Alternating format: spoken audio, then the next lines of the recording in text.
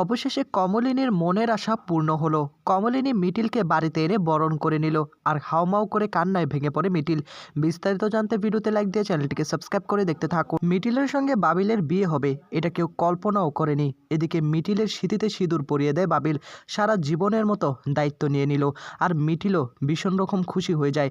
অন্যদিকে নতুন তখন কমলিনীকে ফোন করে জানায় যে বিয়েটা সম্পূর্ণ হয়ে গিয়েছে, তুমি ওই দিকটা একটু সামনে রেখো, আমরা কিন্তু অবশ্যই বাসর আমাদের বাড়িতেই জাগাবো, বাড়িটা আবারও আনন্দে মেতে উঠবে, তোমার মনের আশা পূর্ণ হয়েছে। এদিকে কমলিনী তখন বলে, আমি যে কি খুশি আমি বোঝাতে পারবো না। এই দিনটার অপেক্ষায় ছিলাম, আমি জানতাম সব কিছু ঠিক হয়ে যাবে, ভগবান আমার মনের আশা পূর্ণ করেছে। আর এদিকে তখনই কমলিনী বলে, তোমরা সাবধানে তাড়াতাড়ি বাড়ি এসো, আমার আর তর সহ্য হচ্ছে না, আমি মিটিলকে এক নজর দেখব, মিটিলকে অনেক কষ্ট দিয়ে ফেলেছি, নিজের হাতে আমি মিটিলকে বরণ করব, তা না হলে আমি কিছুতেই শান্ত হতে পারছি না। এই বলেই তখন নতুনের সঙ্গে কথা বলতে থাকে। নতুন তখন বলে, তুমি এটা নিয়ে একদম চিন্তা করো না, তুমি সব কিছু আয়োজন শুরু করে দাও, আমরা কিছুক্ষণ পরে মিডিলকে আমাদের বাড়িতে নিয়ে আসবো। আরেকটা কথা, বেশি খুশি হও না, তাহলে কিন্তু আবারও অসুস্থ হয়ে পড়বে, তোমার প্রেশার কিন্তু এমনিতে দিন দিন বেড়ে যাচ্ছে, সেটা কিন্তু ভুলে গেলে চলবে না। কমলিনী তখন বলে, ঠিক আছে, তুমি যে আমাকে খবরটা দিয়েছো না, এতেই আমি খুশি হয়ে গিয়েছি, আমার সব দুঃখ কষ্ট সব কিছু ভুলে গিয়েছি। আর এদিকে তখনই মিটিলের দিকে তাকিয়ে বলে, কি কি মিটিল দি, এভাবে কেন লজ্জা পাচ্ছ? অবশেষে তাহলে আমাদের বাড়ির বউ হয়ে গেলে, তাই না? তোমাকে কি এখন থেকে আমাকে বৌদি বলে ডাকতে হবে নাকি মিটিল দি? এ কথাগুলো শোনার পর তখনই মিটিল মুচকি মুচকি হাসে থাকে।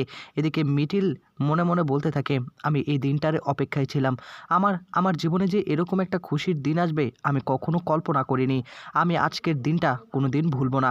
এদিকে সকলেই তখন হাসাহাসি করতে থাকে, সকলেই ভীষণই খুশি হয়ে যায়। এদিকে বাবিল এতক্ষণ মনটা বেজার করেছিল, অবশেষে বাবিলও খুশি হয়ে গেল।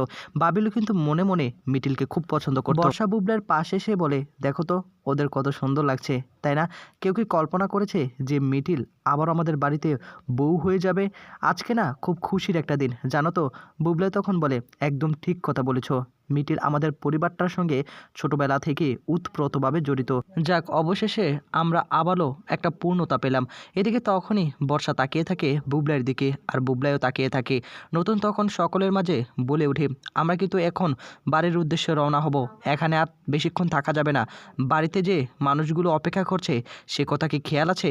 বাড়িতে তো একটা অনুষ্ঠান করতে হবে, জাঁকজমকভাবে সব কিছু আবার নতুন করে শুরু করতে হবে, চলো চলো আমরা বরং বাড়ির উদ্দেশ্যে রওনা দিই। এদিকে মিঠিল তো ভীষণ রকম লজ্জা পেতে শুরু করে। আর তখনই মিঠি বলে, মিঠিল দি, লজ্জা পেতে হবে না, আমাদের বাড়িতেই তো এখন তোমাকে থাকতে হবে, তাই না? এই বলেই তখন নতুন সকলকে নিয়ে বাড়িতে প্রবেশ করে।